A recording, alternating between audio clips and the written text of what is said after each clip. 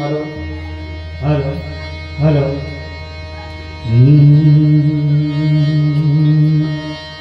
सारावया भक्ति कार्य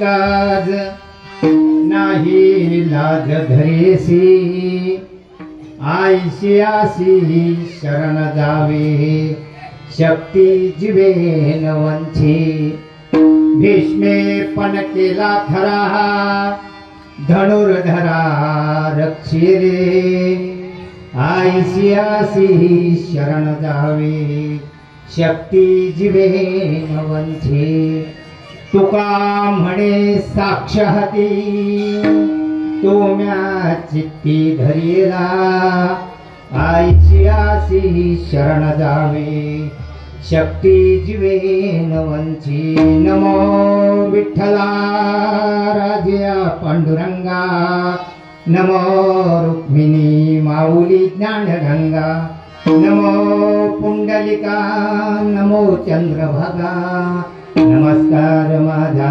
रुक्मिणी पांडुरंगा करो प्रथम नमो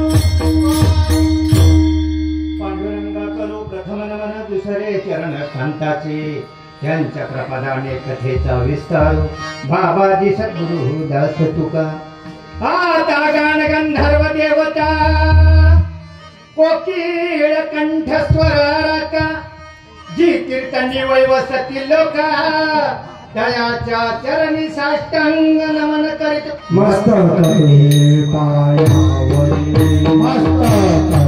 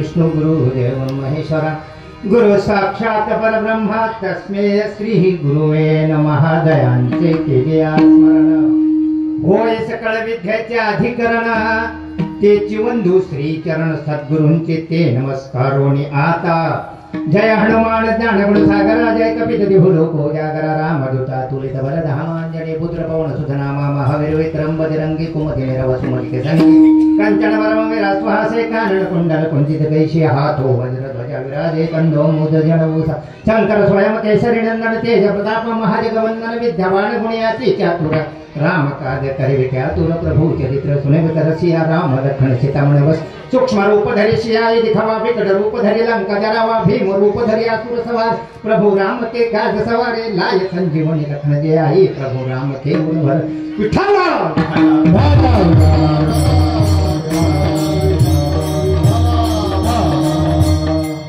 साधावया भक्ति काज नाही लाज धरेसी आईसियासी ही शरण जावे शक्ती जीवे न वंची प्रस्तुत प्रसंग प्राप्त स्थळी प्राप्त वेळी अखंड नामयज्ञ सोहळा वर्ष 13वा आहे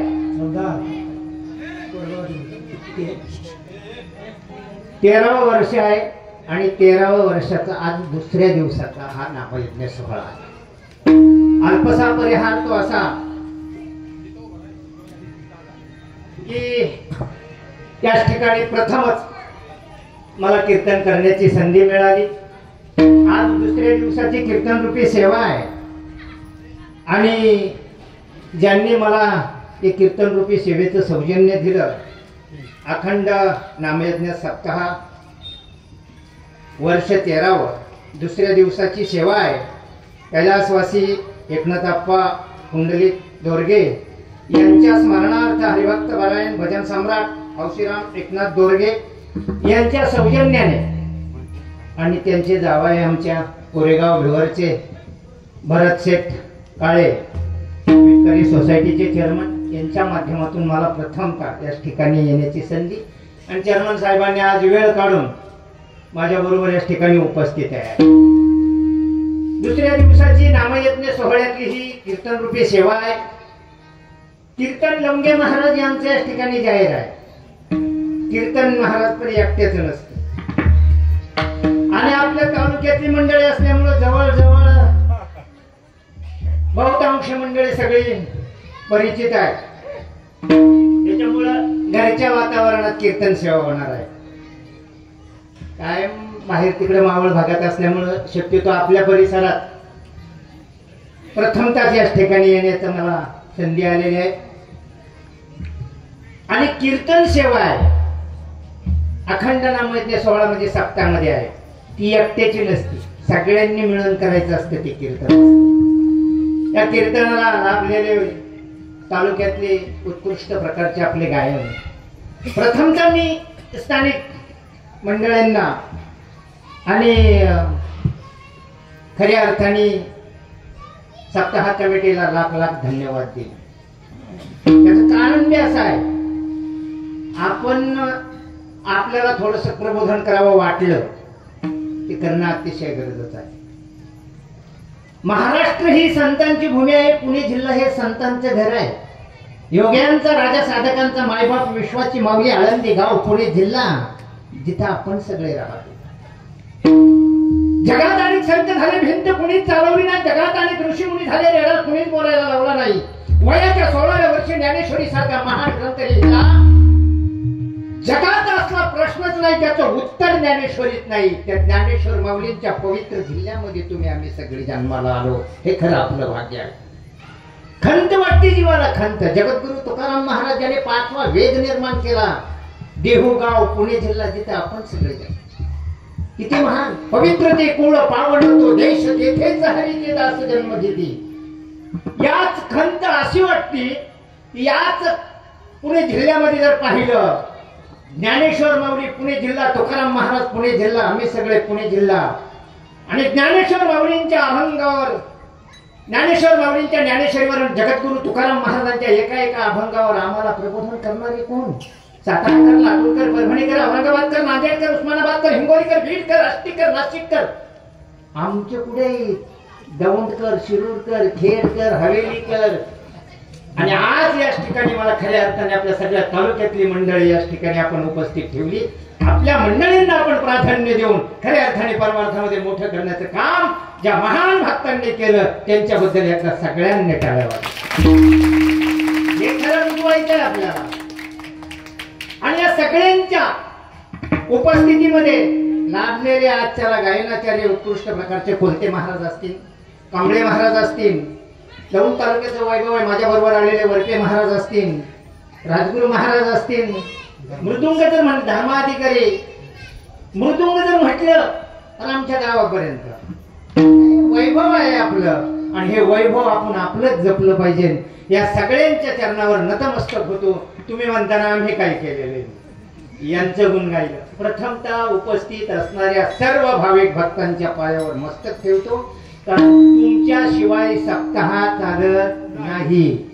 म्हणून अतिशय महत्वाचा आहात ते तुम्ही सगळे बसलेले श्रवण करण्यासाठी बसणारी मंडळी आहात. तुम्ही प्रत्यक्ष भगवंताचं स्वरूप आहात. तुम्ही जर इथं बसले नाही तर महाराज किती मोठा असन बारका असन काय भेटायला सांगेन का? म्हणून सांग दुकान 10 लाखाचं टाकले गिराईकच नाही उपयोग काय?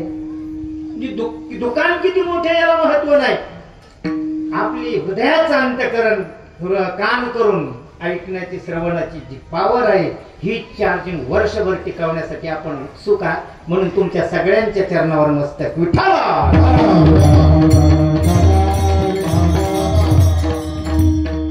सेवेसाठी घेतलेला अभंग जगतवंदे जगतमान्य जगद्गुरु तुकाराम महाराज यांचा आहे.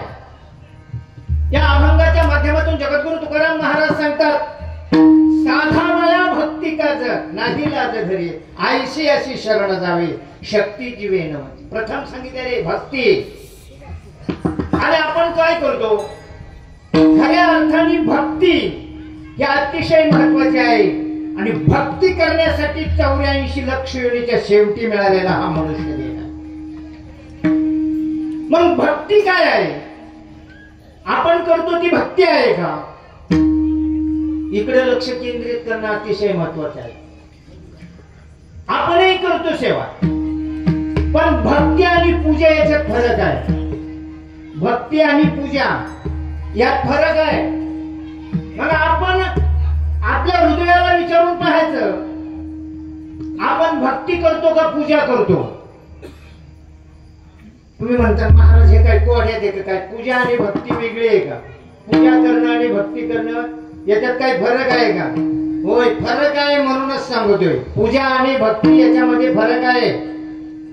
भक्ती करण्यासाठी हा मनुष्य देह मिळालेला आहे. मग आपण पूजामध्ये गुंग आहे का भक्तीमध्ये गुंग आहे? मग काय फरक आहे पूजेत आणि भक्तीमध्ये? पूजेमध्ये आणि भक्तीमध्ये एवढाच फरक आहे.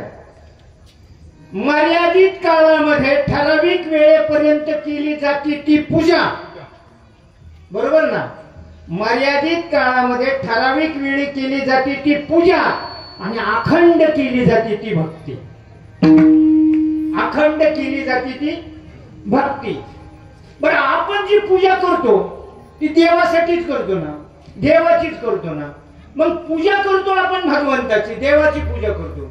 पण त्या पूजा कशाची करीत नाही आपण? दशक्रियेच्या दिवशी ज्याची दशक्रिया आहे त्याच्या प्रतिमेची पूजा करत नाही. प्रतिमेचं पूजन करतो का नाही? पूजा आणि भक्ती यातला फरक काय आहे? पूजा ठराविक काळामध्ये केली जाते, भक्ती ही अखंड राहते. बरं, पूजा आपल्या मनाजोगी असते. पूजा आपल्याला आवडती तशी करतो, आपल्याला ऐपतीप्रमाणे करतो. आपल्याला काय हवं, आपल्याला शोभा कशी असावा, लाइटिंग कशी असावा, जेवण काय असावं, म्हणजे पूजा आपल्या परिस्थितीनुसार आपल्याला आवडन तशी करतो ती पूजा असते. आणि देवाला आवडन तशी करतो ती भक्ती असते. मग कशासाठी करायचे? आपल्याला आवडतंय ते करायचंय का देवाला आवडतंय ते करायचं? हा फरक समजून घ्यायचा आहे. आपल्याला आवडतं ते करावं आपण का देवाला आवडतंय ते करावं? देवाला आवडतंय ते करावं. मग काय आवडतं? आवडे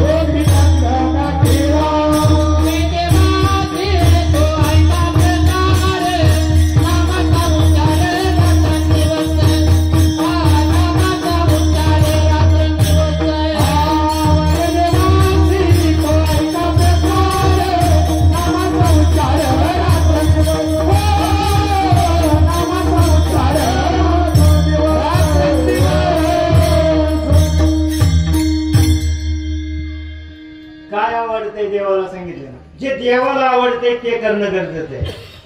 आपल्या मुलांनी जर आपल्याला जे आवडतंय तसा जर मुलगा वागला तर आपल्याला आनंद होईल का नाही? बरं आपल्या विरोध जर वागला तर देवाला काय आवडतंय? नाम आवडतंय देवाला, नाम. हा.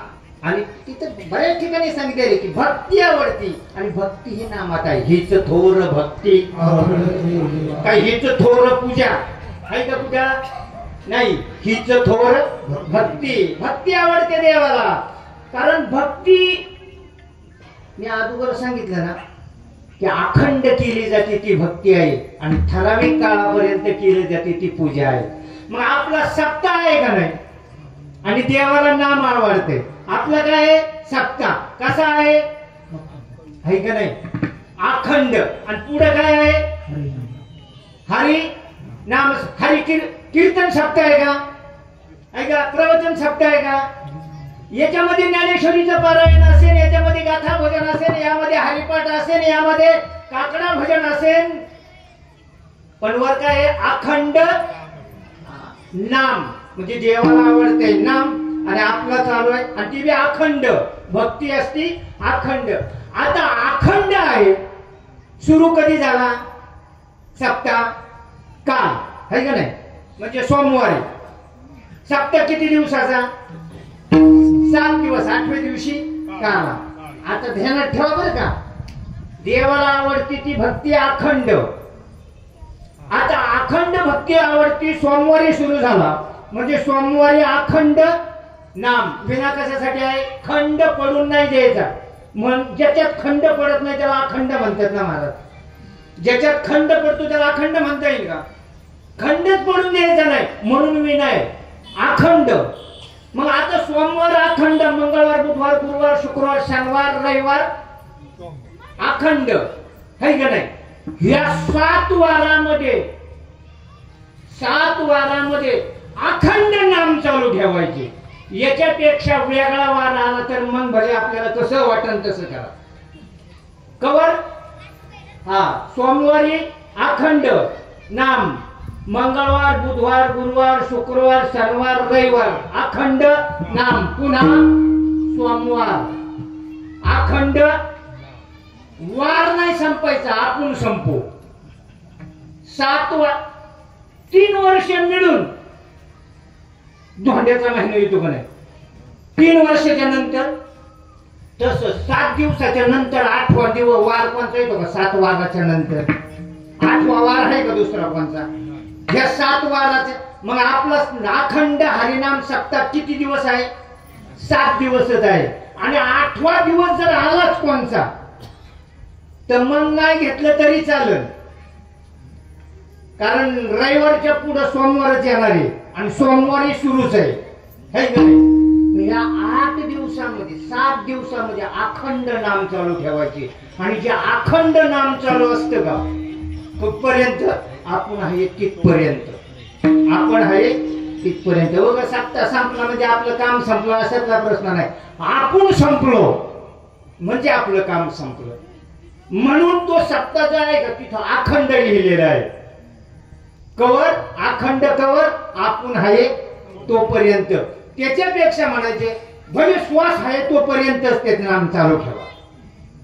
श्वास बंद झाल्याच्या नंतर मग नाही घेतलं तरी चालेल. अखंड दया तुझी प्रीती,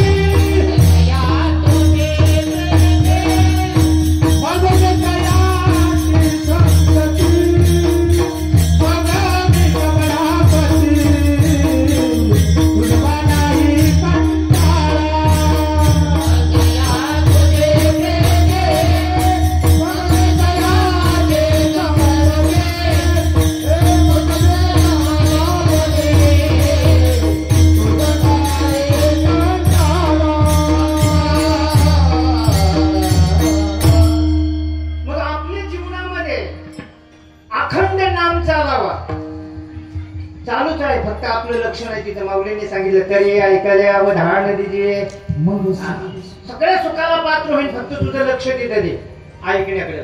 काय जे नाम चालू आहे त्याच्याकडे. आणि जो अखंड नाम घेतो तो भक्त असतो, तो भक्त. आणि भक्ताची इच्छा पूर्ण करायला देव मागं पुढे पाहत नाही. मग अखंड नाम आपलं चालू करायचं असेल तर आपल्याला त्याच्या संगतीत जावं लागेल. कोणाच्या? ज्याचं अखंड नाम चालू आहे त्याच्या, ज्याला अखंड भगवंताची प्रीती. नाम घेतल्याच्या नंतर प्रेम घडोघडी वाढू लागेल. मग प्रेम वाढतं त्या भगवंताच्या बद्दल, प्रेम वाढतं, आपुलकी वाढते, आपलं हे नाम अखंड चालू राहील. पण याच्यासाठी, ही क्रिया घडण्यासाठी आपल्याला अगोदर अशा व्यक्तीला शरण जावं लागेल. मग शरण जाणं महत्वाचं काय? कशासाठी?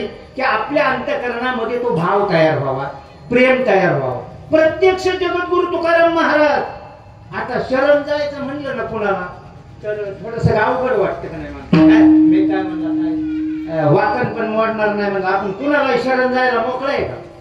कारण आपली शरण जाण्याची पद्धत वेगळी. कोणाला कोण शरण जात? जगद्गुरु तुकाराम महाराज कोणाला शरण गेले? शरण शरण हनुमंता, शरण शरण हनुमंता, शरण शरण हनुमंता, शरण शरण हनुमंता, ओ शरण शरण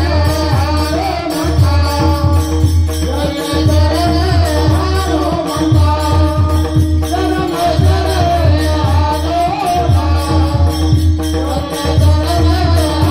हनुमंता,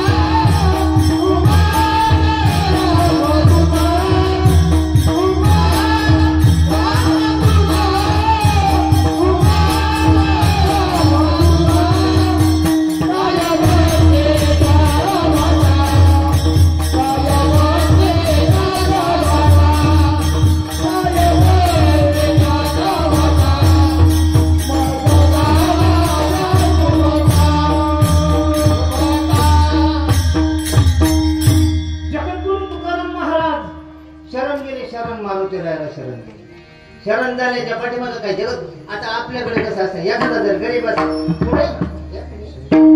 एखादा जर गरीब असेल तर गरीब माणूस काय कोणाला म्हणतो आपली परिस्थिती नाही आपण शरण आले म्हणजे तो गरीब परिस्थितीमुळे जर शरण जावं लागत असेल. तुकाराम महाराज गरीब होते का? तुकाराम महाराज गरीब होते का? 400 एकराचे मालक होते. वडिलांची जमीन 400 एकर वाटून टाकली लोकांना. जावं आणि संसार बाई सोलवांकडे चिंताडे करून टाकल्या संसाराच्या. वाटून टाकले वाटून. आज पिंपरी चिंचवड मधील लोणावळ्यावरून येणारी पालखी उतरते ना मुक्कामाला, तो लोणावळ्याचा पालखी तर जो पिंपरी चिंचवड मध्ये आहे का ती तुकाराम महाराजांची जमीन. 40 लाख रुपये गुंठ्याची किंमत आहे. 400 एकराचं किती होते? व्हायचे का कुणाला तुकाराम महाराज? सुरुवात अशी माणसाला वाटतं नुसतं. सुरुवात कशी सुरुवात आहे? वाटून टाकली लोकांना. बरं तुकाराम महाराज दुबळे होते का? शक्तीहीन होते का? म्हणून कोणालाही शरण जायला मोकळे होते का? तुकाराम महाराज नुसते शक्तीहीन नव्हते. तुकाराम महाराजांची पावर काय मोक्षाला लात मारित होती. मोक्षाला तर लात मारितच होते, पण जगाला खाणारा जो काळ आहे का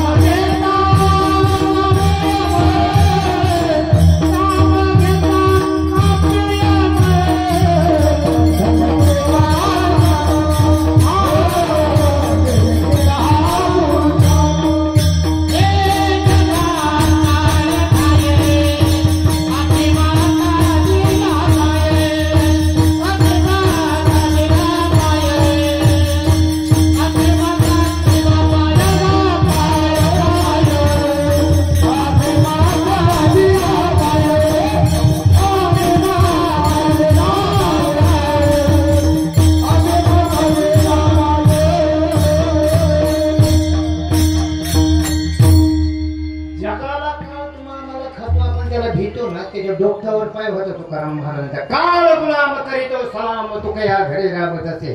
ब्रह्म मुहूर्तावर काळ तुकाराम महाराजांना मुजरा करण्यासाठी ब्रह्म मुहूर्तावर एवढं सामर्थ्य असून सुद्धा तुकाराम महाराज फक्त शरण गेले मारुतीरायाला भक्तीच्या वाटा पाहण्यासाठी की भक्ती कशी आहे भक्ती आणि ही भक्ती साध्य करायची. मग मारुतीरायाकडे गेला असं मारुतीरायाकडे काय भक्ती होती.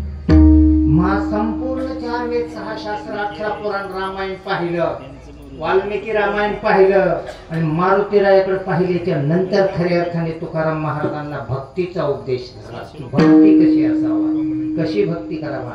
अखंड भगवंताचं नाम तुम्ही आणि बाकीचं काय नाही.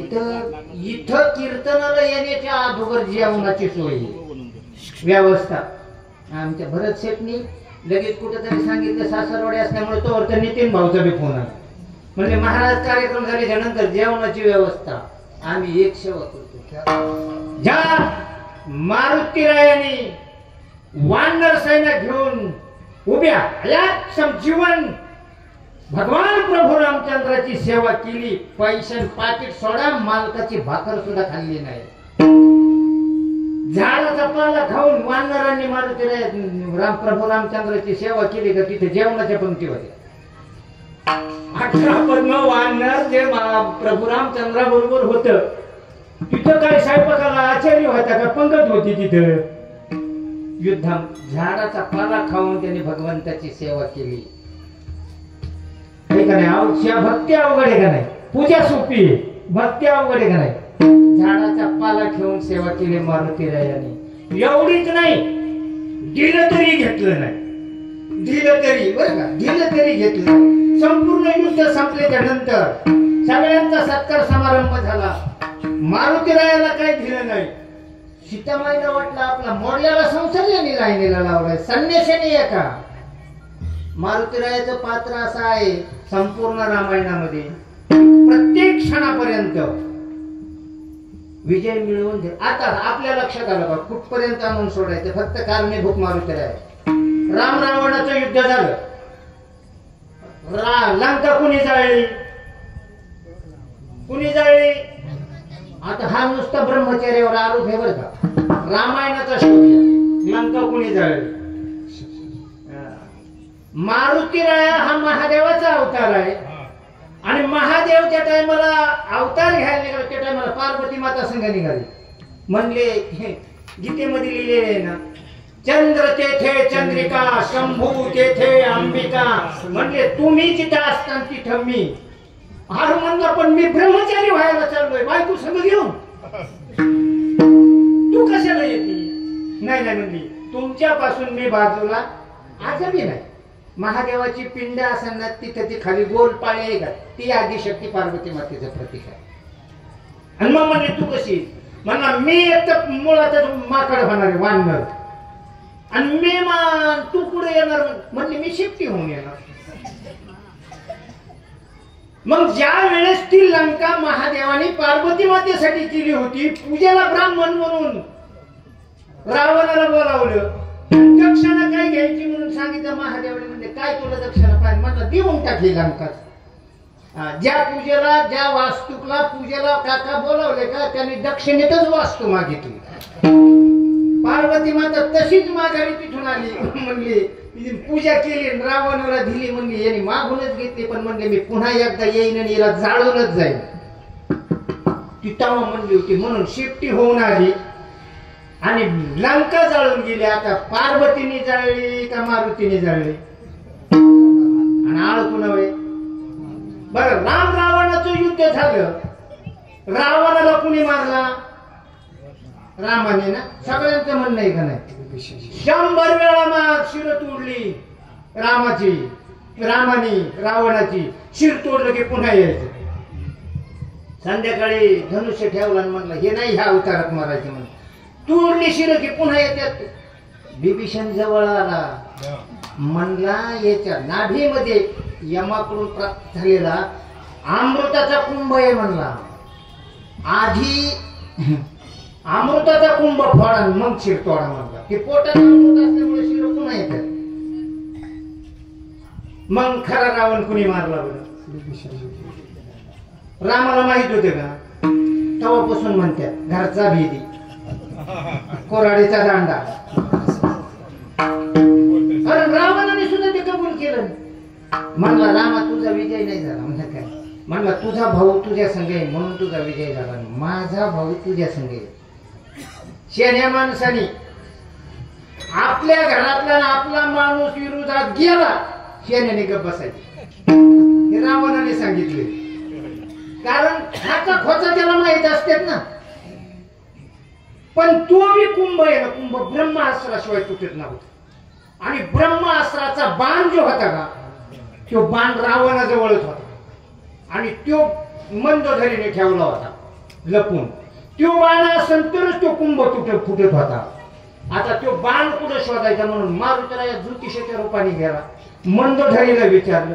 म्हणला त्या अगोदर जाऊन आला होता ना ज्योतिषी सांगायला लागला.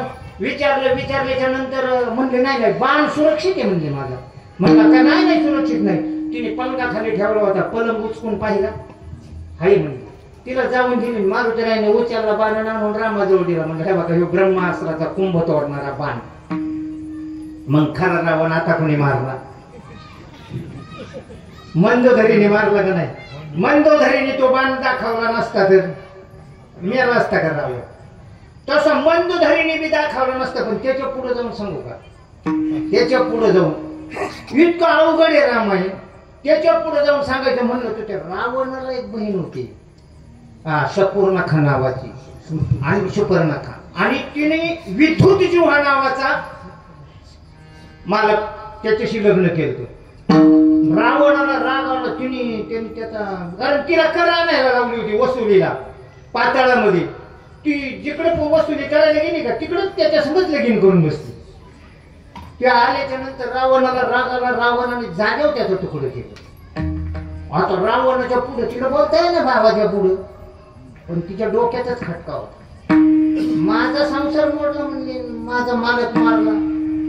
पण आता करता काय बा ती स्कूटी द्यावा त्याचा तिचं कुठं चालवायचंय तिथं. फिरता फिरता तिच्या डोक्यात रागच होता. पण फिरता फिरता तिला रामाची लक्ष्मणाची जोडी दिसली. आणि तिच्या ध्यानात आलं म्हणजे स्वभाव सारखा माणूस यांनी मारलाय. रावणाच्या छाती उपडलेला धनुष्य यांनी उचललाय. आणि खर दूषण मारलेत म्हणली. एवढे मोठमोठाले राक्षस मारलेत. याच्याशिवाय म्हणले रावणाचा काटा निघणार नाही. म्हणून तिथं पंचवटीत रामाकडे गेली. म्हणजे मला तुझ्या संगत लग्न कर. तो म्हणला नाही लक्ष्मण मोकळ. लक्ष्मणाकडे गेल्याच्या नंतर लक्ष्मणाला म्हणजे मला तुझ्या संगत लग्न करायचं. लक्ष्मण म्हणला मी रामभक्त आहे. म्हणलं मी त्याच्या आज्ञेशिवाय म्हणलं मी काहीच करीत नाही. इकडे जा तिकडे जा इकडे जा तिकडे जा. तो राम काय सांगा ना लक्ष्मण काय ऐका ना म्हणून सीतेला मारायला गेली का तो रामाने आज्ञा केली का लक्ष्मणाने तिचं नाकच कापून टाकली. म्हणजे नाक कापलं तरी चालेल आता. पण म्हणजे माझ्या डोक्यात जो खटका आहे ना याच्याशिवाय रावण कुणी मारणार नाही. म्हणून रावणाला जाऊन सांगितलं. म्हणजे म्हणलं काय झालं नाक? म्हणजे तुझ्यासाठी कापलं काय? म्हणले तिथं दोघ जण आहेत. आणि त्यांच्या जवळ म्हणले अशी सुंदर मुलगी आहे म्हणली. आणि मला तेवढंच वाटतं. म्हणजे कशी गोरी गोरी पान फुलासारखी छान दादा मला. आणि तेवढी वहिनी घेऊन ये म्हणली मला. म्हणून हा वहिनी आणायला तिथं गेला. मग खरा रावण कुणी मारला? लय अवघडे. आणि ह्या सगळ्याचा मेळ एकट्या मारुतीरायाने घातला. आणि म्हणून मारुतीरायाला बक्षीस म्हणून नवरत्नाचा हार दिला सीतामाई. कसला होता नवरत्नाचा हार? स्वर्ग मृत्यू आणि पाताळ त्रिभुवनाची किंमत एका मण्याला होती. मारुतीरायाने तो हार घेतला. अख्खे वानर सैन्य खुश. म्हणजे सुग्रीवाला किष्किंधा दिली. बिभीषणाला लंका दिली. आणि म्हणजे मारुतीरायाला म्हणजे त्रिभुवनाचा असणारा एक एक मणी असला हार. तो काय आपल्या हारासारखा होता का त्याचा? आपलं ते जुटणे हार असले कसले असते ते तसला नव्हता. ती त्रिभुवनाचा एक मणी असा तो जगाच्या मालकीचा हार होता. म्हणजे तो काय साधा असं नाही. मारुतीराय झाडावर बसताना एक एक फोडून खाली टाकायला लागला. आता खाली टाकायला लागल्याच्या नंतर सीतामाई पळत म्हणजे मारुतीराय काय म्हणतो मणी फोडतो. कशाला फोडतो म्हणजे तेवढ्या त्या वानराला म्हणलं याला काय कळायचं मागण्या पुढं फोपाटा उड म्हणलं हे म्हणे किती मागाचं आहे याला काय लेकरं बाळायचं कोणी म्हणजे येतो मोकळा धडधडीत याला काय करायचं अरे म्हणजे त्यात काय म्हणलं यात राम बघतोय म्हणजे त्यात कुठं राम असतो का आणि मग मला याच्यात जर राम नसल तर मला याची गरज म्हणून आपण म्हणतो त्यात काय राम पण तरी आपण ते सोडीत ज्याच्यात राम नाही असा कुणीच नाही फक्त आपण शोधायचा मारुतीने शोधलं याच्यात नाही नाही म्हणल्यावर म्हणजे कुठे आहे म्हणलं बरोबर सांगितलं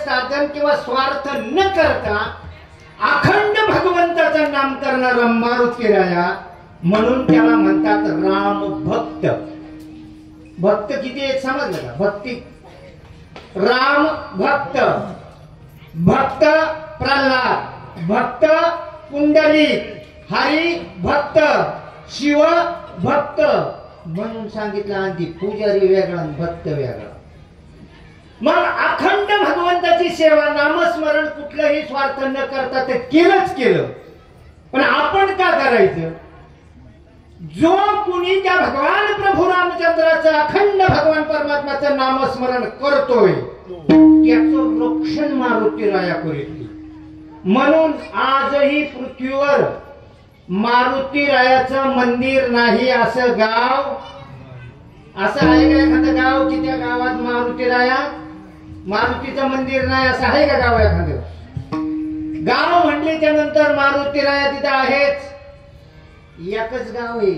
त्या गावात मारुती राया नाही ते बी आपल्या महाराष्ट्रातच आहे कारण कलियुग सुरू व्हायचा होता प्रत्येक गावागावामध्ये मारुती राया होता मारुतीचा प्रभाव असा होता तिथं कलीचं काही चालत नव्हतं जिथं कली आहे तिथं जिथं राम भक्ती आहे परमार्थ आहे तिथं कली येत आणि मारुती राय आहे म्हटल्याच्या नंतर तो राखणार आहे कली कसा येईल भगवान शंकराकडे कली गेला आणि कलीने सांगितलं माझं राज्य सुरू झालंय पण मी जाऊ कसं काय प्रत्येक गावामध्ये म्हणले मारुती राय तिथं मारुती आहे तिथं मला जाता येत नाही मारुती रायाला लगेच सांगितलं महादेवाने एक ठिकाणी वर्य म्हटल्याच्या नंतर तो तिथून वर गेला ते गाव बिगर मारुतीचं झालं का मग ते मोकळं गाव जिथं दिसलं का तिथं कली येऊन टेकला भूमीवर आणि तिथून कलीचं राज्य सुरू झालं आणि मारुती रायाला शंकराने सांगितलं आता इथून पुढे तू गुप्त राहा पण ज्या गावात आता कली उतरलाय का तिथं जाऊ नको म्हणून आजही त्या गावात मारुती तर नाहीच पण मारुती नावाचा माणूस सुद्धा नाही नगरच्या खालती दैत्याचं नांदूर म्हणतात त्याला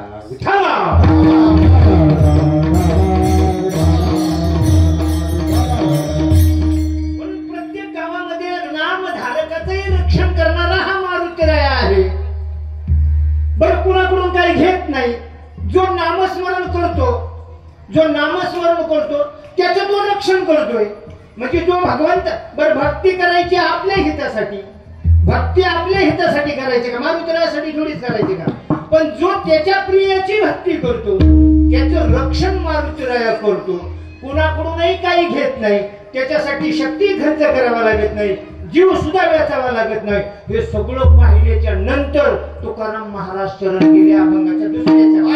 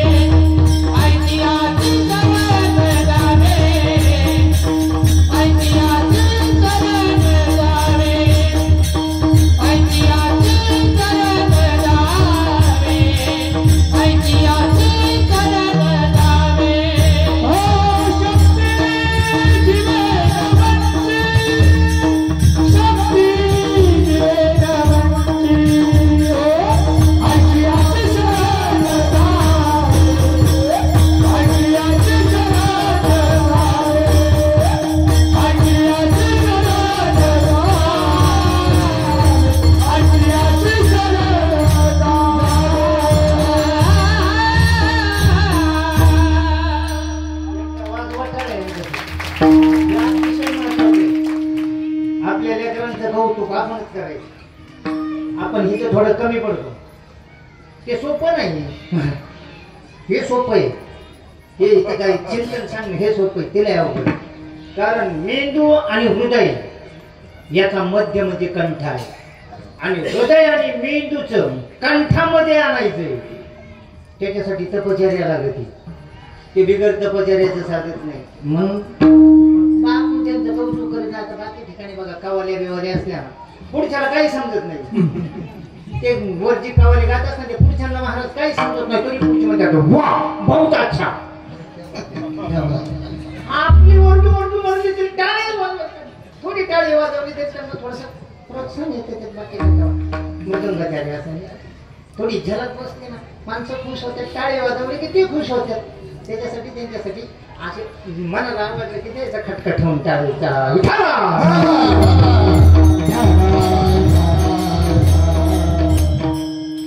भक्ती साध्य करायची असेल आपली भक्ती भगवंतांनी साध्य करून घ्यावा असं वाटत असेल तर अगोदर आपण भक्तीला लागले पाहिजे. हा महत्वाचा मुद्दा आहे का नाही. अगोदर भक्तीला लागलं पाहिजे आणि भक्तीला लागायचं जर म्हटलं तर भक्ती करणाऱ्याच्या संगतीत गेलं पाहिजे ना. भक्ती करणाऱ्याच्या संगतीत गेलं तरच आपण म्हणजे महत्वाची गोष्ट की हा संप्रदाय त्याच्यासाठी आहे की भक्ती का करावा कशासाठी करावा त्याच्यासाठी आहे.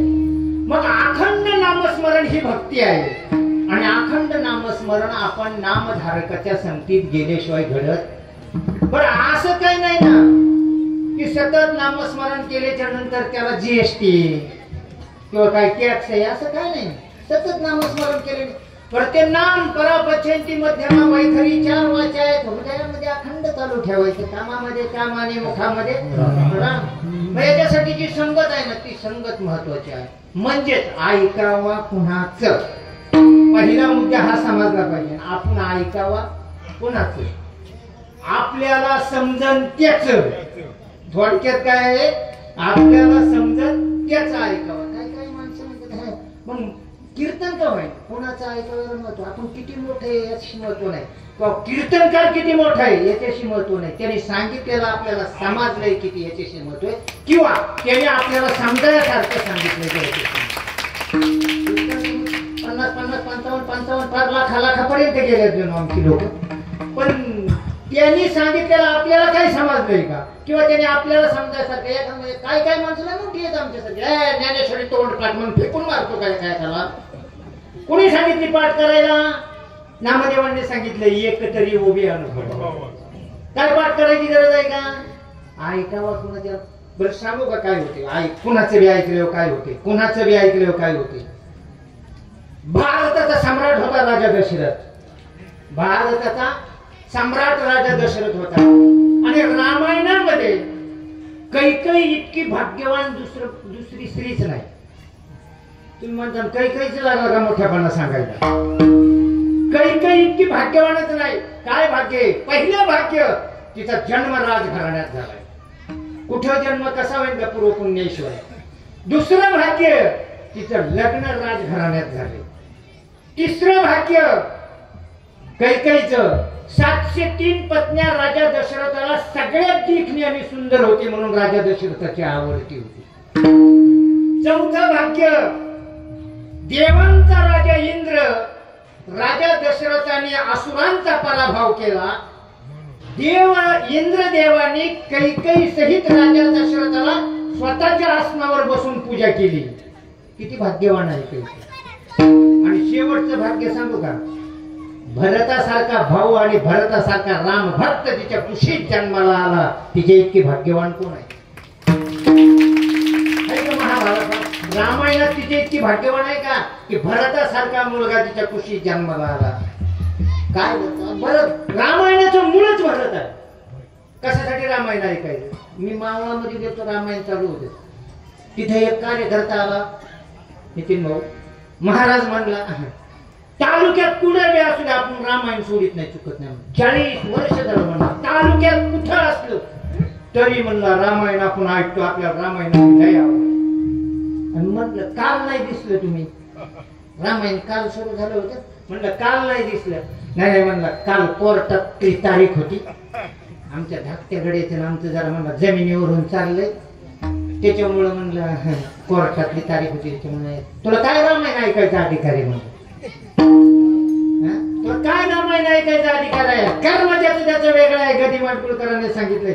महाभारतातलं नाही, भागवतातलं नाही, पण भागवतासारखं आहे.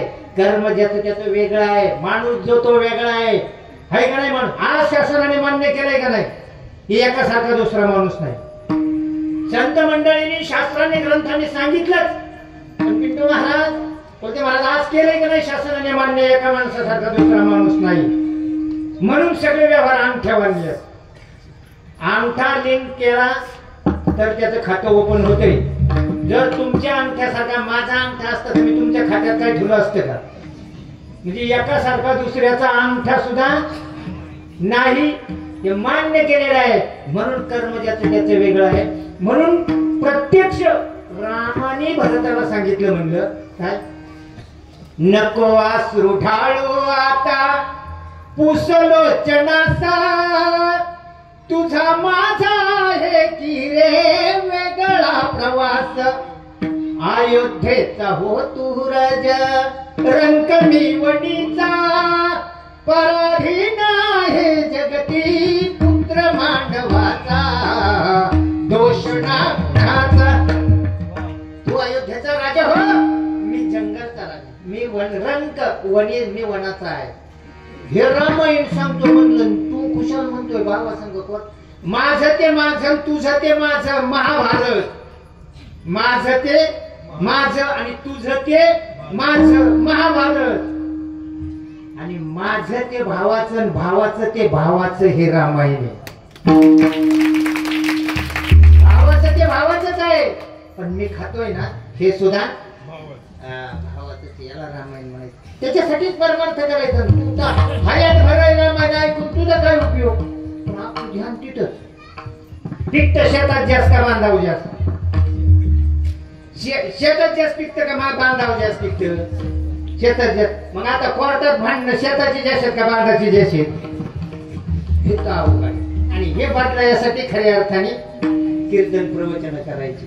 मग हा हिशोब जर पाहिला रामायणातला तर भक्ती आपण करीत नाही अशातला प्रश्न नाही. फक्त ऐकावं कोणाचं? एवढी महान असणारी कैकई फक्त ऐकलं मंथराचं. कोणाचं ऐकलं? फक्त मंथराचं ऐकलं. नावासहित कलंकित झाली. आता सुद्धा नाव सुद्धा कुणी किती सुंदर मुलगी हो द्या, पुरीचं नाव कैकई ठेवतात का? म्हणजे असं म्हणायचं का समाजात कैकई नाही आहे का नाही? फक्त नाव ठेवी. कारण तिला मंथरा भेटलेली असते. मंथरा भेटली, घर फुटलं म्हणजे म्हणायचं मंथरा भेटली. कुणी फोडलंय? मंथराने ना. एकट्या मंथराचं ऐकलं, नावासहित कलंकित. साधी भांडी घासणारी एक हे भांडी घासणारी, तिने फक्त नामदेवाचं ऐकलं. संत जनाबाईंनी कुणाचं ऐकलं? नामदेवाचं ऐकलं. जगाचा मालक तिला गळू कांडू लागत होता. ऐकावं कुणाचं? आणि आज जगात समाजात सांगणारे लय आहेत. सावध इथंच राहायचं. पुन्हा म्हणतो मला काय माहिती, मी सहज म्हणलो बा.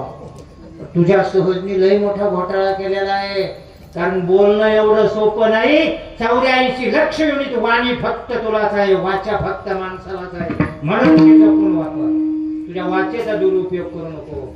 ज्याने ज्याच वाचेने सतत भगवंताचं नाम घेतलं, ज्या वाचेने सतत जगाचं हित जोपासलं, त्यालाच वाचा म्हणतात. आणि याच्यापेक्षा वेगळं बोललं त्याला वाचाळ म्हणतात. आणि वाचाळावर कधीच भगवंत कृपा करीत नाही, हे ज्ञानेश्वर माऊली हरिपाठात सांगतात. आनंद वाचाळ भरती भर, आनंद वाचाळ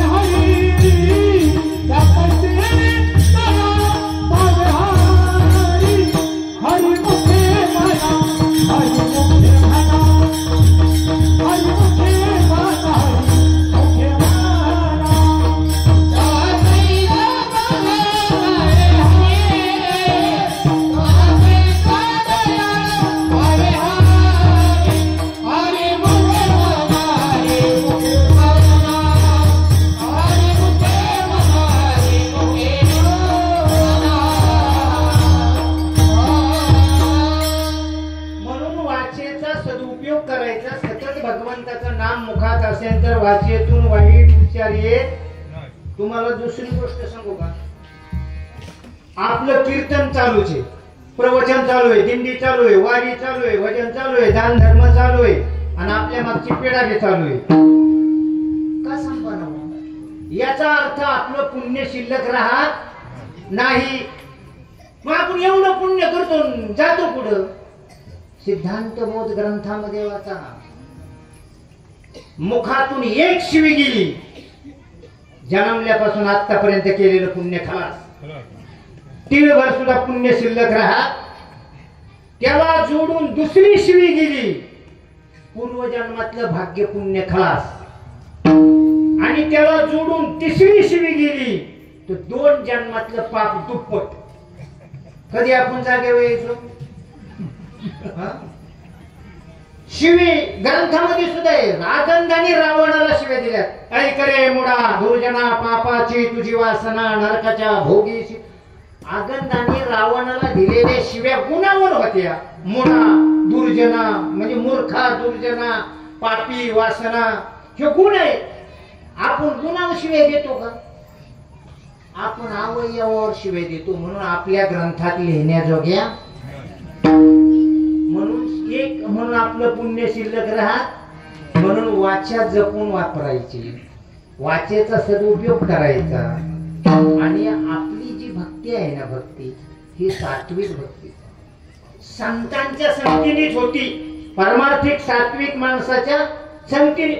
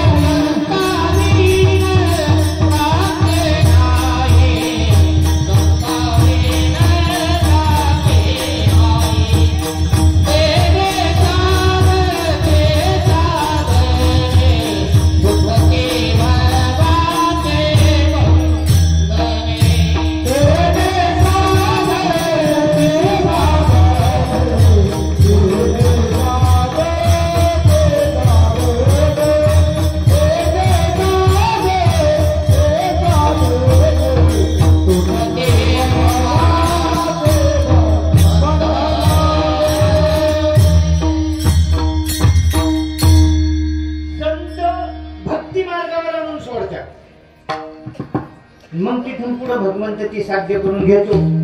पण संत करतात ते भक्त, कारण आत्मा ही ज्योत आहे. काय करतात संत? आत्मा ही काय आहे? ज्योत. केल्याच्या नंतर माणूस म्हणतो ज्योत मावळली. मग ज्योत म्हणल्यावर तिचा प्रकाश नाही का?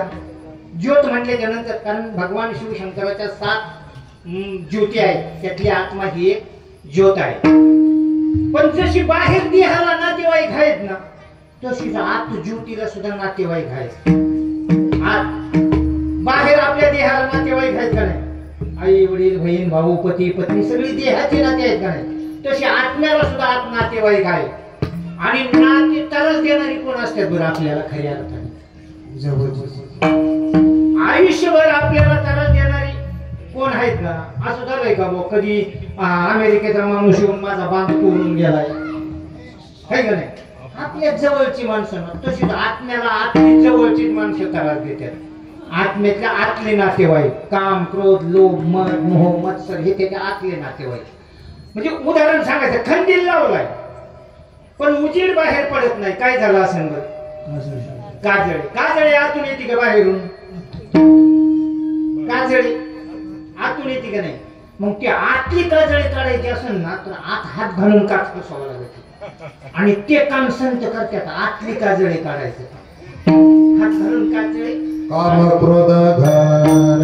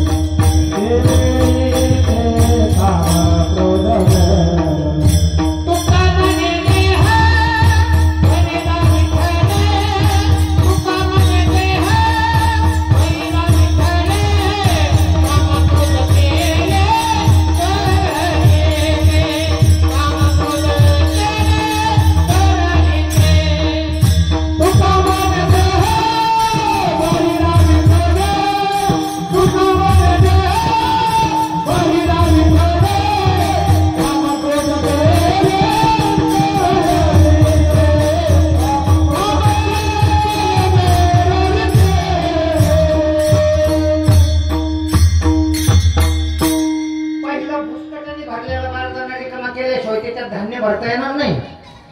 आधी मुस्कट भरून ठेवले, वरून धान्य बसन का त्याच्यात? पार सोनं जरी टाकायचं म्हणलं तरी बसन का? पहिला भुसा रिकामा करून टाकायचा आहे.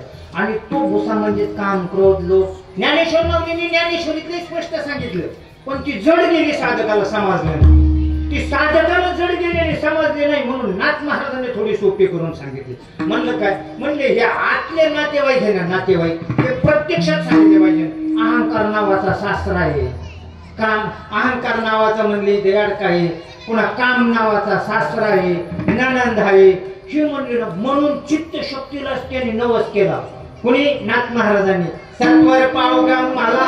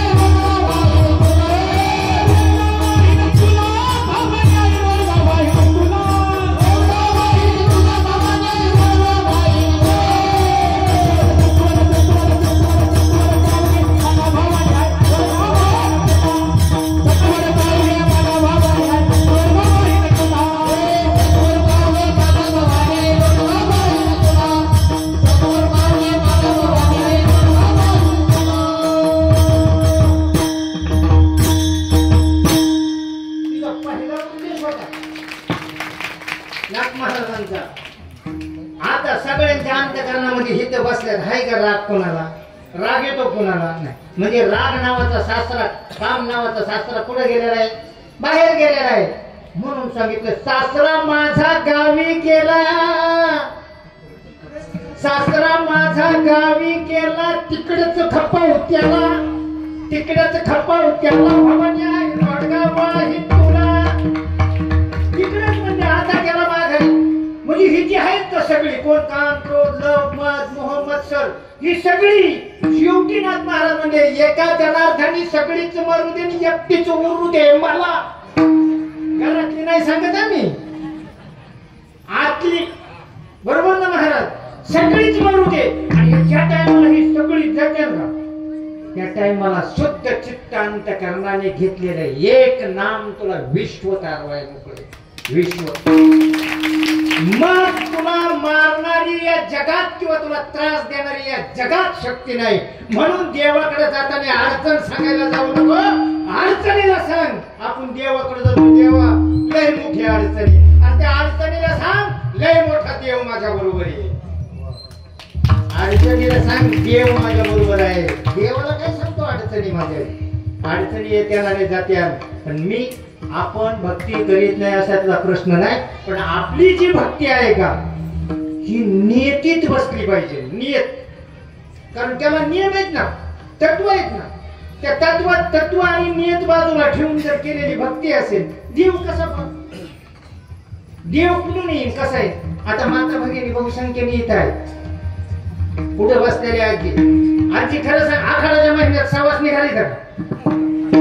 सवासणी देवाच्याच असतात का नाही? ती आता पुढून भले म्हणून दिसत नाही, फक्त दिसतात बऱ्याच नाही. सवासणी जेवायला कोणाला सांगतात बरं? जिला मालक आहे, बरोबर ना, जिला मालक आहे तिलाच ना. कारण उदाहरण सांगतो, आमच्याकडे परिस्थिती अशी झाली, आमच्या घरीच ते सवासणी जेवायला सांगायचे म्हणजे हळदी कुंकाचा मान द्यावा लागतो ना काहीतरी. आदल्या दिवशी संध्याकाळी नितीन भाऊ एक महिला आणि मंडळीला कुंकू लावून गेली. दुसऱ्या दिवशी सकाळी बरी मंडळी म्हणजे ऐकले का कॉफी बनवते. अरे म्हणलं काहीतरी अडचण दिसती भाऊ, म्हणलं आजच्या हाचा कॉफीवर आलो. म्हणजे कॉफी विपी घेतल्याच्या नंतर म्हणजे मला काय म्हणायचे, म्हणलं ते मी ओळखलं होतं तू कॉफी म्हणली का, तवाच ओळखलं होतं तुला काहीतरी. नाही म्हणले मला जायचे सवाशीन जेवायला. म्हणलं मी ते रात्रीच बघितलेले. हा म्हणूनच म्हणले की मी जाणार सवाशीन जेवायला, तुमच्या एकट्यासाठी काय करू. मग म्हणलं मारती काय उपाशी. नाही म्हणजे मी काय एवढी येडे का, म्हणजे मी रात्रीची एक भाकर करू शकतो. बरोबर जा म्हणून ती सवाशीन जेवायला गेली. आता तिथे जेवायला बसल्यावर पुरण पोळी भात आमटी भजे कुरडे पापडी गच ताट भरलं. मालकीने सांगितलं घ्या नाव आणि बसा जेवायला, हे का नाही. पुरण पोळी भात आमटी भजे कुरड्या. कोणाचे जेवो खाती, कोणाचे जेवो, खरं सांगा कोणाचे जेवो खाती. आणि ज्याचे जेवो खाती तो काय खातोय? आपल्या बापाने देव ठेवलाय का? आणि ज्याचे जेवो ही पोळ्या खाती रटून तिथे जाऊन त्याला उपाशी ठेवल्यावर देव कुठे येईल का आपल्यासाठी आपण सहकार्य करायला? बरोबर असंच आहे ना. बरं आता सोपं समजा, मालकासाठी जाऊन दे, देवासाठी. देवासाठी सवासणी करता एका चपातीच्या उंड्याचा निवाद किती करता? आता देवासाठी खरं सांगा, इच्छा सांगा 2-4 चपात्या जोडी ती, आणि एका चपातीच्या उंड्याचा आमच्या आजी 21 निवाद करायची. एक उंड्या चपातीचा 21 निवाद देव असतात. काही एखाद्याचे लहान असतात, पोळ्या मोठ्या असतात. पण प्रामाणिकपणे सांगा, पांडुरंगाच्या दरबारामध्ये आपण आहोत, 21 निवदाव 21 भज्या असतात का? एका भज्याचं 21 तुकडं दिली देवाला. भगवंताची भक्ती अखंडता नंतर मग आपली भक्ती साध्य करायची असेल तर भगवंत मागं पुढं पाहत नाही.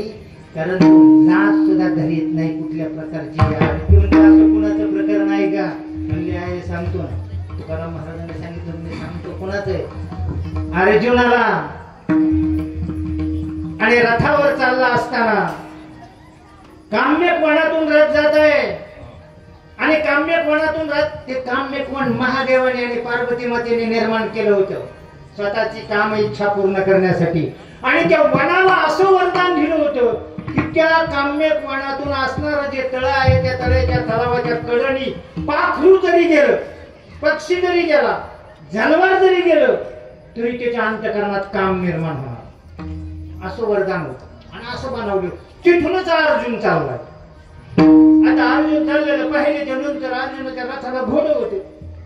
त्या घोड्यांच्या अंतःकरणामध्ये काम निर्माण झाले होते. लागलं ना घोडे चालता चालता येडेवाडे करायला लागत. आणि म्हणलं असं काय होतंय म्हणून एका झाडाखाली उभं केलं रथ अर्जुनाच्या बी अंतकरणामध्ये काम निर्माण झालं.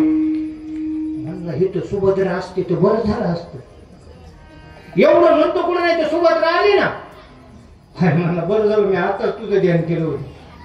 दोघंही बसले गप्पा टप्पा मारल्या एकमेकाच्या अंतकरणातला विरह पूर्ण झाला.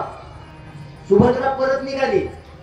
परत जाताना अर्जुनाने स्वतःच्या हातातली अंगठी काढली आणि सुभद्रेच्या हातात दिली. सुभद्रा घरी गेली. दुसऱ्या दिवशी रथावर निघाल्याच्या नंतर रथ चालवायला कृष्ण. आता कृष्ण रथ चालवायला आहे. अर्जुन पाठीमागे बसलेला आहे.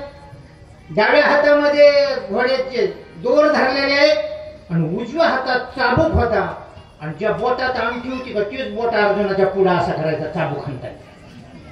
अर्जुनाने बघितलं म्हणलं माझी अंगठी दिसते कारण अंगठीच्या बोटात होती का तेच बोट सारखं पुढे असं अंगठीवाल्याचं बोट आणि ती सासरवाडी येऊन मिळालेली असावा आणि त्याला पंक्तीव ध्यान ठेवायला लावावा. भात वाढ मटकी वाढ भात त्या अंगठीचं बोट काय त्याचं मागे जात तसं ती म्हणजे हे तर आताच नाही कृष्णापासून आलो. कृष्ण असं अंगठीचं बोट पुढं करायचं. घरी गेल्याबरोबर म्हणला काल हिला अंगठी दिली हिने लगेच भावाक पार्सल केली. बोलून घेतलं म्हणला सुभद्रा मी तुला काल अंगठी दिली लगेच द्यायची असते का भावाकडे त्याला द्यायसाठी दिली होती का म्हणतो. म्हणले काय काल दिलेली अंगठी. म्हणले मला केव्हा काल अंगठी दिली. काम्यकवनात आली तेव्हा आम्ही केव्हा आलते. अरे तू काल काम्यकवनात आली त्या टायमाला म्हणला मी तुला अंगठी दिली. भया म्हणजे तिथं येते काय एखादी कोण मी तर घर सोडलं नाही. तुफान भांडणं सुरू झालं. धर्म अरे भांडणं चालली. म्हणला दादा ही खोटं बोलते. काल काम्यकवनामध्ये आली आणि अरे मला खोटं बोलते तर भांडून काय व्हायचे. तिच्या भावाला बोलून घे. तिच्या माहेरी लोकांकडे नाही बोलावा. तिने तुझ्यासाठी खूप मोठा त्याग केला. आई सोडली बाप सोडली घर सोडलं दार सोडलं प्रॉपर्टी सोडली. तो काय सोडलंय म्हणलं तिच्यासाठी. ती सगळं सोडून बाबाचं नाव सुद्धा सोडून दिलं तुझं नाव लावलं घेता आली म्हणलं तू कशा त्रास करतो. बोलून घे म्हणला भावाला तिच्या. लगेच बोलून घेतलं. कृष्ण म्हणला काय झालं. म्हणला तू तिचाच भाऊ आहे म्हणला तू तसंच करणार आहे. तुला मिळाली ना अंगठी ते खोटं बोलते म्हणला घेऊन जा. द्रौपदीला म्हणलं तू सुभद्राला म्हणलं तू आत जा म्हणला मी बघतोय. आतमध्ये गेला सुभद्राला घालवायला आणि आतून येताना सुभद्रा होऊन आला कृष्ण. हा म्हणलं आता कशी आली म्हणलं हीच साडी काल नेसली होती का नाही. म्हणला नेसली होती नाही नेसलो होतो. पदार काढला खांद्यावरचा. कृष्णा तू हा म्हणलं मीच आलतो म्हणलं सुभद्रा नव्हती आली. खरं नका म्हणला ज्या वेळेस तू त्या ठिकाणी थांबला आणि तुझ्या अंतकरणामध्ये काम निर्माण झालं की ही तू सुभद्रा असते तर बरं झालं असते. तुझ्या अंतकरणातला काम पूर्ण करण्यासाठी मी प्रत्यक्ष सुभद्रा होऊन तुझा अंतकरणातला विरह पूर्ण केला. अभंगाचं पहिलं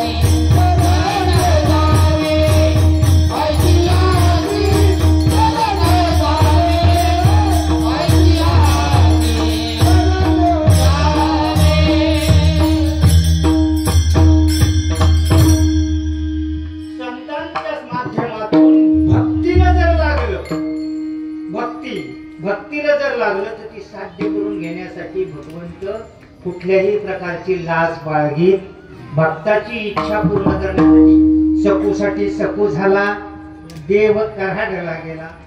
सकूसाठी सकू झाला, सकूच्या मालकाच्या अंतःकरणातला सुद्धा भगवंताने विरह पूर्ण केला. याच्यापेक्षा भगवंत कुठली काम करतो? माझ्या चोखोबाच्या पत्नीसाठी बाळंतपणासाठी चोखोबा पंढरपूरला गेलेले आहेत. त्याला दार लावलेला आहे. प्रसूतीचा काळ जवळ आलेला आहे. पोट दुखायला लागलेला आहे. इथेवरून भगवान परमात्म्याने उडी टाकली. 9 वारीची साडी, कपाळाला कुंकू लावलं, कपड्याचं बोचकं बगलं मध्ये घेतलं. रुक्मिणी माता म्हणली, काय भानगड झाले? संत पंढरपुरात आले, तुम्ही हा काय वेश घेतला? काय सांगू रुक्मिणी तुला? भक्त संकटे गांजला. भक्त संकटामध्ये आहे. ताबडतोब मंगळ वेळेला भगवान परमात्मा गेलेला आहे. दरवाजा बंद होता आणि दारावर थाप मारली. वै उघडा धार हाता मारे, वै उघडा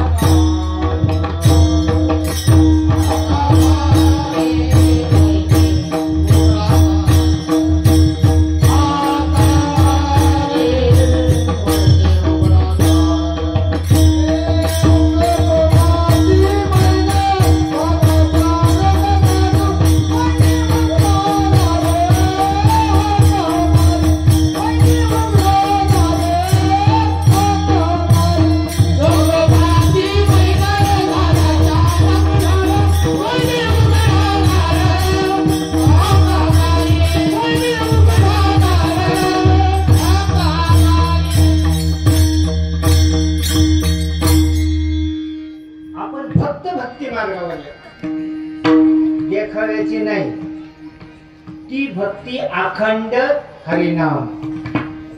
कारण बाकीची केलेली जी भक्ती आहे का, तुमची काही असू द्या, तीर्थ असू द्या, प्रसाद असू द्या, अन्नदान असू द्या, ही फक्त आपल्याला देह सोडल्याच्या नंतरचा प्रवास सुखाचा करेल. पण पुढचं योग्य ठिकाण जे आहे ते फक्त नामस्मरण देऊ शकतं. म्हणून नाम सर्वश्रेष्ठ आहे. जगात नामाशिवाय कुठलेही पर्याय आणि एक नाम तारणार आहे. म्हणून नाम, म्हणून अखंड हरिनाम. हरी हरी हरी मंत्र देवाच्या दया. म्हणून सतत अखंड हरिनाम सप्ताहातून एवढंच घेऊन जायचं की सतत नामस्मरण. आणि त्याची पावर सांगू का नामस्मरणाची? नाम संकीर्तन साधन पैसोपे, नाम संकीर्तन साधन पैसोपे, नाम संकीर्तन साधन पैसोपे, नाम संकीर्तन साधन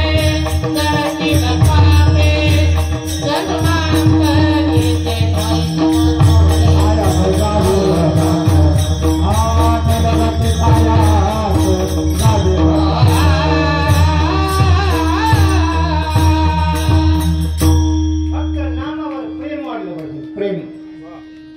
एकदा आवड लागली ना, आवड त्याचं प्रेम अतिशय उत्कृष्ट प्रकार. पण आम्हाला इकडचीच आवड सुटानाच, इकडची आवड. फक्त तरी एक गोष्ट, असं जोडपं एकमेकावर प्रेम करायचं.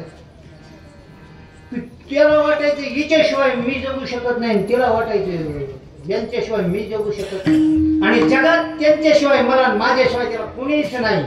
आम्ही दोघं एकामेकाला आहे आणि आमचं कुणी वाईट करू शकत नाही, आम्हाला कोणाची गरज बी नाही. एवढं प्रेम. लोक म्हणजे कसं काय परमार्थ व्हायचा, काय जायचं मला कीर्तनाला. मला बायकोशिवाय अजिबात कठत नाही, आणि मी गेल्याच्या नंतर बायकोला बी म्हणलं माझ्याशिवाय कठत नाही.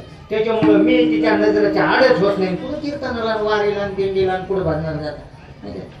नारद आपोत घराला गेलं. नारद म्हणला ऐकले थोडस संतांचं वचन ऐकल्याच्या नंतर, अरे मला हे सगळं संसार आहे ना, हा सगळं माईक आहे.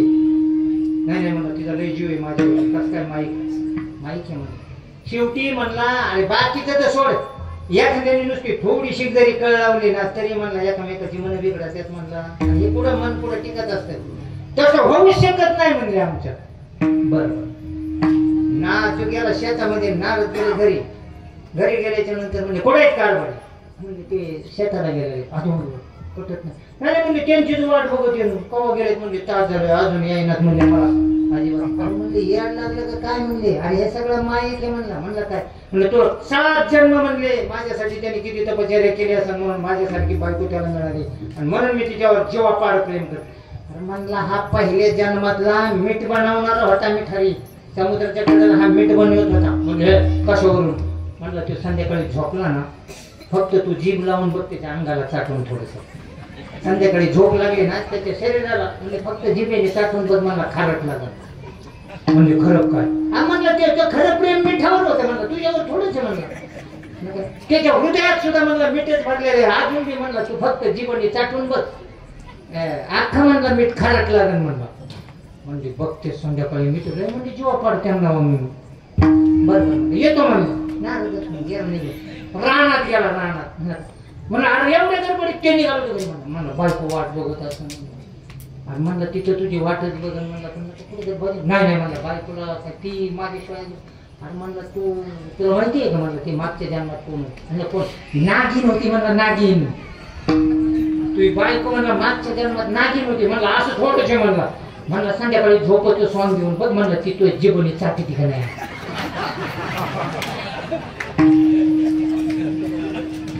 हे झोपचं सॉंग घेऊनच पडलो निसतो तिला वाटलं खरंच लागते म्हणून ती जीवनी काटाय करून आता घ्यायला झालं म्हणलं तू नागिनेस रातभर ठिकाणा भांडण ना तुटायला किती टाइम लागतोय मग भगवंताचं नाम श्रेष्ठ आहे इथे या नाम घ्या कच्चं नाम घ्यायचं नामस्मरण करायचं छंदच लागला पाहिजे नाद लागावा माझ्या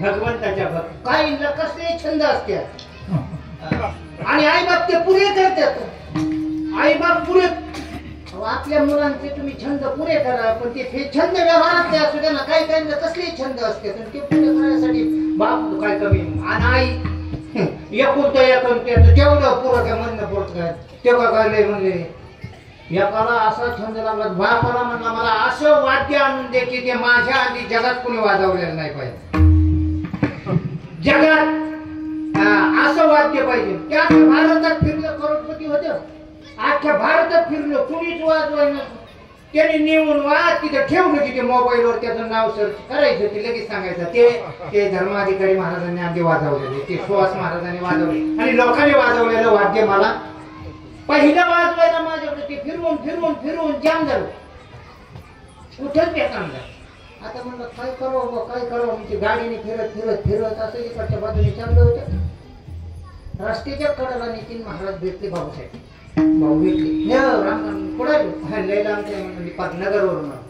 नागपूरच्या साहित्य आणि इकडे म्हणलं माझ्या पोरांना असं वाद्य लागत आहे की ते कुणीच वाजवलं नाही पाहिजे ना असं पहिले नितीन भाऊने समाज तेच कामातून गेलेले माझ्या आधी कुणीच नाही वाजवली पाहिजे म्हणून पाहिजे थांबवलं का मी देईन म्हणले सर थांबतो म्हणून ते थांबतो सकाळच्या बाजू म्हणजे भाऊ वाद्य आणतो ना म्हणजे भाऊला पहिल्यापासून शेतात फिरायची सवय होती बांधाला एक टप्प्या मोहळ होतो इकडून मडकं उपारणं खांद्यावर घात कुणी झाडलं का अख्खा मोहळ त्या मडक्यामध्ये उपारण्याने जाम तोंड बांधून टाकलं उपारण्याने तोंड बांधून टाकलं आणि नेलं त्याच्यात म्हणजे काय हे काय म्हणलं वाद्य आणलंय ना म्हणजे कसं काय ते मी त्या हातात घेतो ना असं पाहिलं का असं कानाजवळ नेल्याबरोबर आतून आवाज आला बंग बंग बंग बंग बंग बंग बंग बंग बंग बंग बंग बंग बंग बंग बंग म्हणलं वाजते मग म्हणलं हे चांगलं वाजते म्हणलं हे चांगलं वाजत आहे म्हणलं वाद्यच कसं आहे म्हणलं याचं नाव काय म्हणलं पण याचं नादच खोळा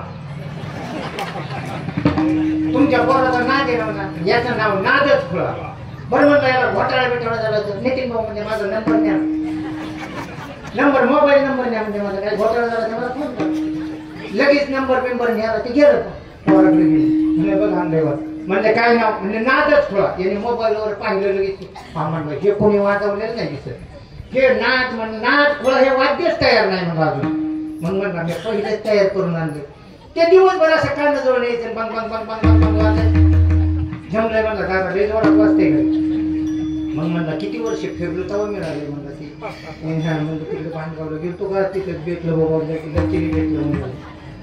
पण म्हणलं दादा एक अडचण आहे म्हणलं काय याच्यावर नाचायचं कसं ते वाजत आहे पण म्हणलं नाचायचं कसं दम म्हणलं मी नितीन भाऊला फोन करून विचारलो. फोन केला म्हणलं हॅलो म्हणलं काय म्हणलं ते वाजते नाही जोरात भाऊ पण त्याच्यावर नाचायचं कसं. भाऊने इकडून विचारलं म्हणलं कोणाला नाचायचे पोराला का तुम्हाला. नाही म्हणजे जमलं तर आम्ही दोघं बी नाचतो. मग म्हणजे सोपं आहे म्हणलं काय म्हणलं दार लावून घ्या म्हणजे घेतलं म्हणजे कपडे काढा म्हणजे काढले आणि म्हणजे आता मालिकाचं तोंड सोडा. कसे काय नाचले असते नाच करायचा पण कसला करायचा. अरे भविष्याची चिंता करायची असेल तर भविष्य ज्याने सांगितलं रात्रंदिवस आपण प्रयत्न करतो भविष्य ज्याने सांगितलं ते काय का आमची भविष्य आमची ऐकत पण पुन्हा आहे का माहिती की भविष्यकार सांगत येतात ना महाराज तिकडे आमच्याकडे यायची दारातून नुसतं आगमनातून गेलायचं खड्यात बसतो उधळतो राशीला ढेकलात पण मापाला जाणका बसतो बरका दादा. एक खर्च आण खाऊ नको पाणी पिऊ नको तिथं माझं नाव सांगू नको तुझ्या घरात जाऊन रांडे पा भारी तर चढ कुंदलाई वर का म्हणतो काळ्या सावक्या बाईने घालायचे बाई घरचं आण खाऊ नको पाणी पिऊ नको. आपल्या दावणीचं दोन रंगाचं उभ्या आडव्या शिंगाचं एक जनावर गेलंय म्हणतो बरं का मी दादाचे बंदोबस्त करून हे पुन्हा कोण करी पोट्यात करू का पायलीत करू शंभरात करू का हजारात करू पक्का करू का कच्चा करू ते वरत बसायला टाकलं बाबाला बस. आणि म्हणजे या भक्तीमध्ये किती सुख आहे हे संतांनी आधी सांगितले त्यांचं ऐक. इथून पुढं बरं होईल भक्ती सुख द्वंद्व वाढेल. लक्ष 84चा फेरा चुकेल धन मोकाशी मी आलो रायाचा दोषी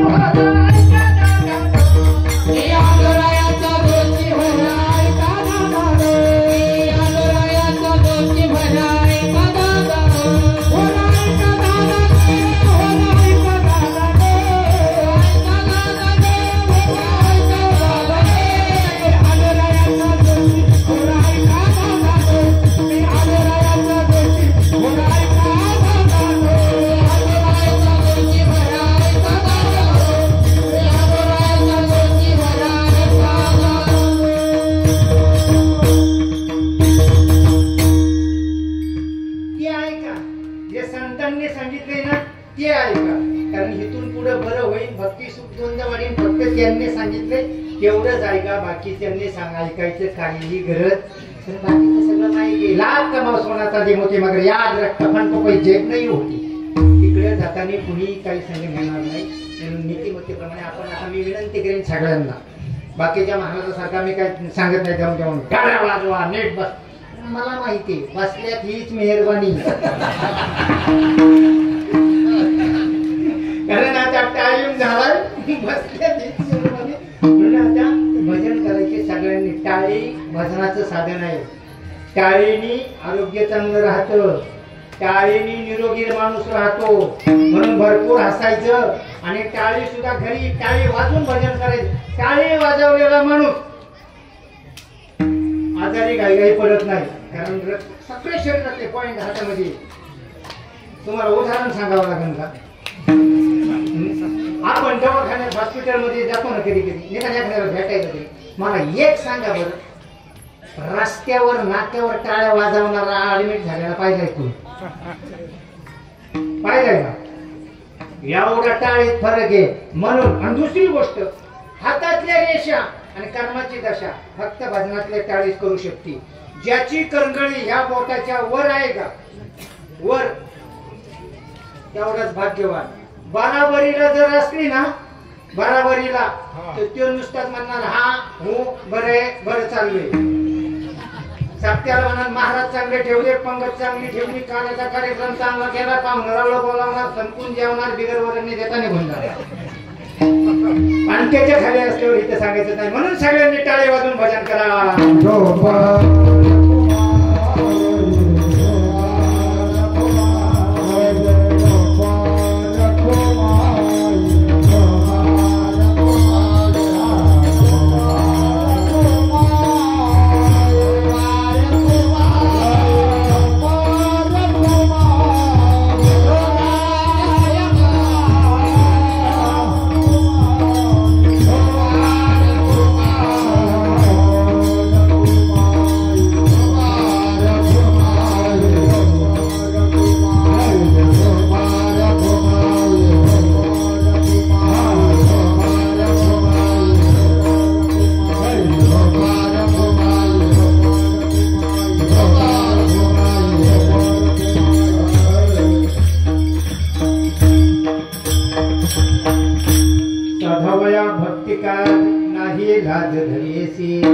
आईशी शरण जावे, शक्ती जीवे हे नवंची. परमार्थ करण्यासाठी सुद्धा शरीर मजबूत असावं, म्हणून प्राणायाम व्यायाम करा, शरीर चांगलं ठेवा. कोरोनाचा काळ आपण अनुभवलाय. आजच्याला आपण स्वदेशी राहत नाही, म्हणून आपल्याला खूप मोठा त्रास आहे. आपण आपल्या मातीशी निगडीत राहावा, भाषेशी निगडीत राहावा, मताशी निगडीत राहावा. दुसऱ्याचं ऐकून आपण लांब बाजूला गेलोय, ते जागे येण्याची गरज आहे. 350 वर्षापूर्वी 80 वर्षाचं म्हातारं लढाई करीत होतं इथं पुणे जिल्ह्यात. आज 50 शुगर फास्ट, बीपी फास्ट आहे. गुडघ्यावर हात ठेवून उठते, बाया बाया म्हणते, देवा देवा बी म्हणा. म्हणून खऱ्या अर्थाने महत्वाची गोष्ट, कोंडाण्यावर तानाजी मालुसरे धाराजी झपडले, कोंडाणा सरकुणी केला शेलार मामाने. काय वय होतं शेलार मामा? 80 वर्षाचं. कुणाशी लढलाय शेलार मामा? त्याला माहिती उदय भान 25 वर्षाचा. आता कोणाची पहार झाली तर 4 वर्षाचा बनवत होता. शेलार मामाने पाहिलं आणि आवाज केला, रक्ताच्या थारोळ्यात पडलेल्या माझ्या पोराला तलवार कुठं? हिम्मत सांगतात मला 80 वर्षाच्या म्हाताऱ्याची. मामाची बातमी खरी, चालत चित्त्याची सावध भारी. सावध झाले मामा. मामाची बातमी खरी, चालत चित्त्याची सावध भारी. मामाने केलं उठाणारा, त्यात खाऊन केलं वाराला. उभा चिरला उदय भागणारा, छातीवर मामा बसलेला, दाताने फोडतो नरड्याला. 80 वर्षाच्या म्हाताऱ्याचं नाक नरडं फोडायचं भक्त होतं. म्हणून मातीशी निगडीत राहा, प्राणायाम करा, व्यायाम करा. सूर्योदयाच्या नंतर 2.5 तासाच्या आत पोटभर जेवण करणं ही भारताची संस्कृती आहे. जिथं सूर्योदय होत नाही तिथं जास्त खाल्लेलं अन्न पचत नाही, कारण गठ्ठा लागणी तेज होत नाही. कमी खाणारे भारतात आले, 150 वर्ष राहिले, निघून गेले. नाश्ता इथं ठेवून गेले, आम्ही अजून नाश्त्यावर येऊ. म्हणून संस्कृती जपा, संस्कार जपा, कारण आपण खूप पुण्यवान भूमीमध्ये आलेलो आहोत. संस्काराच्या आपली भाषा, ज्ञानेश्वर माऊलींनी 56 भाषा असताना कौतुक केलं आपल्या भाषेचं. माझ्या मराठीचे कौतुके अमृताच्या पंजा जिंके. ती भाषा आपली आहे. मग आपल्या शेतकऱ्याचं सगळ्यात गरीबाचं 2 चाकी वाहन कोणचं? सायकल. सायकल मधला एक पार्ट मला मराठीतला सांगा बरं. हँडल, रिम, सीट, कॅरेज, चैन, हिरवेल, पॅन्डल, काय काय आहे का एक तरी?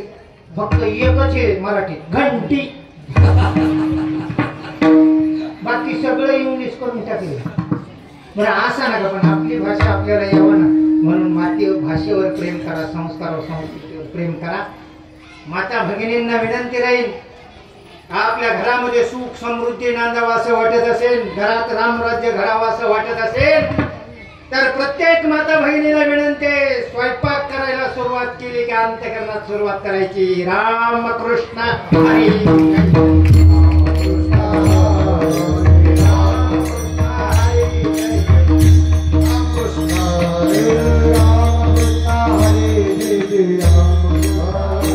भजन करीत स्वयंपाक करा, खाणाऱ्याला सुख वाटेल, कारण अन्नाचा त्याच्यामध्ये प्रभाव नामाचा उतरतो. नित्य नेमाने सासू सासऱ्याचं दर्शन घरातल्या सुनांना, कारण सासू सासऱ्याचं दर्शन घेतलं नाही तर महाभारत होते. महाभारतात द्रौपदी ज्या वेळेस भीष्माचार्याकडे गेली त्यावेळेस भीष्माचार्याने विचारलं, मध्यरात्रीला तू पतीला जीवदान मागायला आली, त्याला जबाबदार कोण आहे? ती म्हणली कौरव. म्हणला मुळीच नाही. म्हणलं ज्या सभेत वस्त्रहरण होत होतं त्या सभेमध्ये पांडव होते, दुधात हारले म्हणून खाली पाहत होते, कौरव होते, ते हसायला लागले. हे कौरव सोडवत नाही, पांडव सोडवत नाही म्हटल्यावर तो कृष्णाचा धावा केला, क्षणाचा विलंब न लावता कृष्ण भगवान तिथं आले आणि वस्त्रहरण टळलं. भगवान श्रीकृष्ण वस्त्रहरण टाळू शकले, महाभारत टाळू शकले नाही. कृष्णाने वस्त्रहरण टाळलं, महाभारत टाळलं का? महाभारत टाळू शकले नाही ते तू टाळू शकले असती, कारण त्याच सभेत तुझा सासरा धृतराष्ट्र होता, त्याच सभेत तुझी सासू गांधारी होती. त्या क्षणी जर तू सासूच्या पायावर मस्तक ठेवलं असतं, सासऱ्याच्या पायावर मस्तक ठेवलं असतं तर वस्त्रहरण झालं नसतं आणि महाभारत घडलं नसतं. म्हणून ह्या आदरपूर्वक वागणे हे आपली प्रेम आहे. टाइम झालेला आहे, इशारा आलेला आहे, म्हणून आता एकदा महान संतांचं आपण भजन करू. ज्ञानेश्वर